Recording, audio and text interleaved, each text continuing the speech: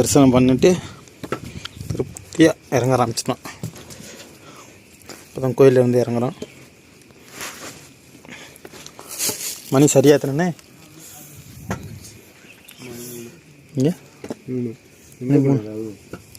வருவாங்க. உட்காந்துருக்கலாம்.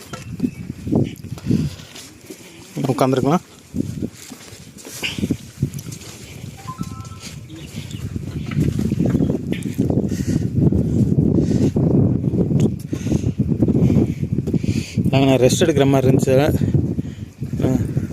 சாமி வேலை குத்திட்டாங்க பார்க்கு.